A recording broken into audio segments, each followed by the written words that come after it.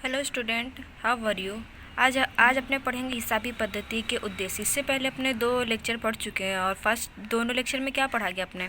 First lecture में क्या था कि नामा के मूल तत्व क्या होता है, उसका अर्थ क्या है, उसकी परिभाषा क्या है, उसका ख्याल सबसे पहले किसने दिया। दूसरे लेक्चर में क्या पढ़ा अपने, हिसाबी पद्धति के लक्षण।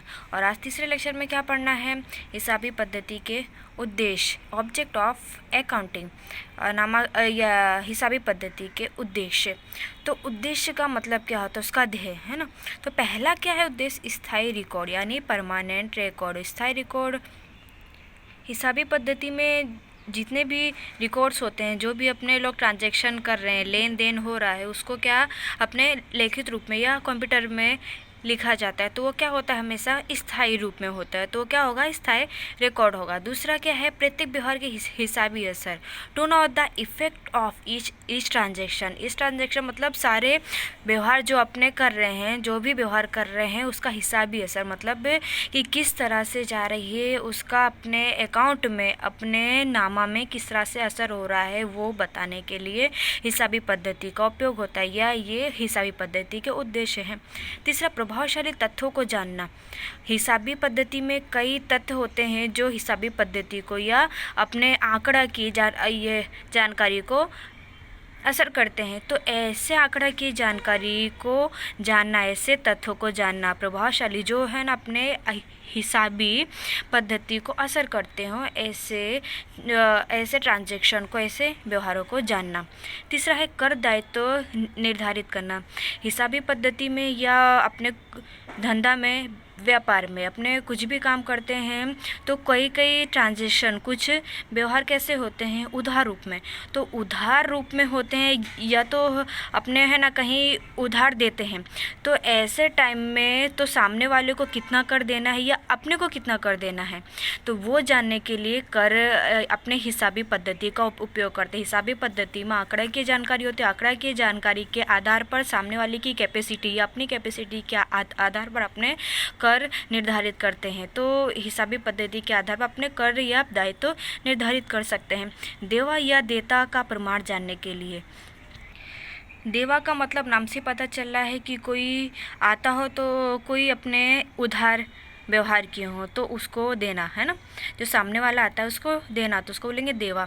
तो हिसाबी पद्धति के आधार पर अपने देवा जान सकते हैं। जैसे कि उदाहरण के रूप में अपने लोग ये उधार माल 5,000 का खरीदा, उधार माल 5,000 का खरीदा, तो जब खरीदा तब आपके पास इतने पैसे नहीं थे उदाहरण के रूप में, तब अपने क्या किए कि वो 5,000 अपने किस में लिख दिए, उधार व्यवहार में। तो उधार व्यवहार में जब आपके पास पैसा आया, तुरंत ही अपने क्या चेक करेंगे, अपना देवा कितना है वो चेक करके अपने है ना तुरंत ही उसका पे कर देंगे। तो उससे क्या पता चला, हिसाबी पद्धति के आधार पर अपना देवा या देता का प्रमाण जान सकते हैं। प्राप्त या लेना का प्रमाण, तो अपने कभी इतने बड़ा अपने कोई भी बिजनेस कर रहे हैं तो कभी अपने से भी कोई मांगने आएगा, तो अपने पास जब मांगने आया तो वो जब का टाइम दिया है तब के टाइम में अपने क्या करेंगे, लेना। मतलब प्राप्त या लेना के पास से जाकर अपने पैसा मांग सकते हैं कि भाई आपने बोला था इतनी डेट को देने के लिए, तो आज वो डेट हो गई, तो वो मांगने जाएंगे। कुछ आदमी होते 1 साल 15 दिन, कोई 1 महीना, कोई 1 साल, कोई 1.5 साल का टाइम देता है, तब तक आप भूल जाते हो। तो क्या होता है, हिसाबी पद्धति का लिखित रूप में होता है। तो जब ये जैसे ही टाइम आएगा वैसे ही अपने जान जाएंगे कि अपना लेना कितना है। ओके, 6 उद्देश्य पूरे। पहला उद्देश्य क्या था, स्थायी रिकॉर्ड। दूसरा, प्रत्येक व्यवहार का हिसाबी असर। तीसरा, प्रभावशाली तथ्यों को जानना। चौथा, कर दायित्व निर्धारित करना। पांचवा, देवा या देता का प्रमाण जानना। छठा, प्राप्त या लेना का प्रमाण जानना। छठा कौन सा उद्देश्य है, धंधा की नफाकारिता का माप। हिसाबी पद्धति में है ना अपने सबसे पहले क्या होता है, सबसे पहला उद्देश्य क्या होता है, नफाकारिता या लाभ। तो धंधा की नफाकारिता का मापन कैसा पता चलेगा, हिसाबी पद्धति का रिकॉर्ड किस में होता है, आंकड़े के स्वरूप में होता है। आंकड़ा के स्वरूप में अपने मापन कर सकते हैं कि पहले साल में अपने कितना खर्च किए, कितना आय हुआ, कितना लाभ मिला, इस साल में कितना खर्च हुआ, कितना आय हुआ और कितना लाभ हुआ। तो उसका मापन करके अपना बिजनेस का रिकॉर्ड बता सकते हैं कि पहले साल के कंपेयर में इस साल का अपने बिजनेस कहाँ तक पहुँचा, और लाभ हुआ तो कितने % लाभ हुआ, और ये लाभ लाभ हो रहा है कि नहीं, ये सब जानने के लिए हिसाबी पद्धति का लिखित रूप में आंकड़े की माहिती का उपयोग किया जाता है। 8वां क्या है, धंधा की आर्थिक स्थिति जानना। To know economic economic status of the business, धंधा की आर्थिक स्थिति जानना।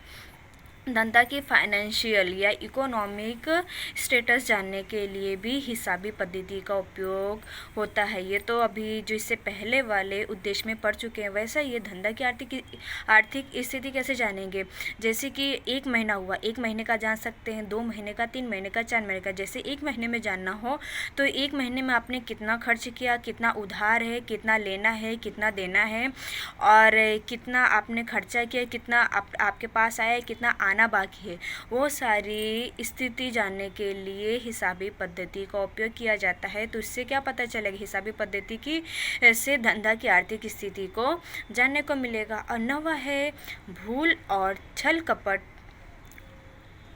खोजना व रोकना। भूल और छल कपट को खोजना और रोकना। जैसे कि कोई भी बिज़नेस कर रहे हैं, बिज़नेस करने पे तो आपको मैं पहले ही बता चुकी हूँ, बिज़नेस करेंगे तो उसकी लाभ या हानि हुई कि नहीं वो सबसे पहले देखा जाएगा। क्योंकि कोई भी व्यवहार किया जाएगा, कोई भी बिज़नेस किया जाएगा, कोई भी व्यापार किया जाएगा तो सबसे पहला उसका लक्ष्य क्या होगा, लाभ। तो लाभ जानने के लिए उसको अपने मेज़र करेंगे, जैसे धंधा की आर्थिक स्थिति के आधार पर, नफ़ाकारकता के आधार पर। तो जब है ना उसका फाइनेंशियल या आंकड़ा की माहिती के आधार पर धंधा का लाभ या हानि जानेंगे। तो अगर हानि हो रही है तो कहाँ हो रही है, उसकी भूल कहाँ हो रही है, धंधा में कहाँ भूल हो रही है, कहाँ छल कपट हो रहा है, कौन सा एम्प्लॉय अपने साथ क्या कर रहा है, कौन सा कारीगर, कौन सा मजदूर किस तरह से काम कर रहा है, कहाँ कमी हो रही है, कैसे मजदूर रखने चाहिए। ये सब कैसे पता चलेगा, जब अपने आंकड़ा की माहिती के आधार पर जब लाभ या हानि जानेंगे, उसके आधार पर जब अपने चेक करेंगे कि पहले महीने में या पहले साल में एम्प्लॉय के पीछे कितना खर्चा हुआ, तो एम्प्लॉय ने कितना काम किया, तो कितने अपने पास प्रॉफिट हुए, और अपने कहीं ट्रांजैक्शन कर रहे हैं कोई बिजनेसमैन के साथ, वो पहले साल में कितने में ख़रीदा, इस साल में कितने में ख़रीद रहा है, तो कहाँ भूल हो रही है, वो जानने के लिए किसका उपयोग किया जाएगा, हिसाबी पद्धति। तो हिसाबी पद्धति के ये सब उद्देश्य मतलब ऑब्जेक्टिव हैं। पहला उद्देश्य स्थायी रिकॉर्ड, दूसरा प्रत्येक व्यवहार का हिसाबी असर, तीसरा प्रभावशाली तथ्यों को जानना, चौथा कर दायित्व निर्धारित करना, पांचवा देवा या देयता का प्रमाण जानना, छठा प्राप्य लेना का प्रमाण जानना, सातवां धंधा की नफाकारकता का मापन, आठवां धंधा की आर्थिक स्थिति जानना, नौवां भूल और छल कपट खोजना या रोकना।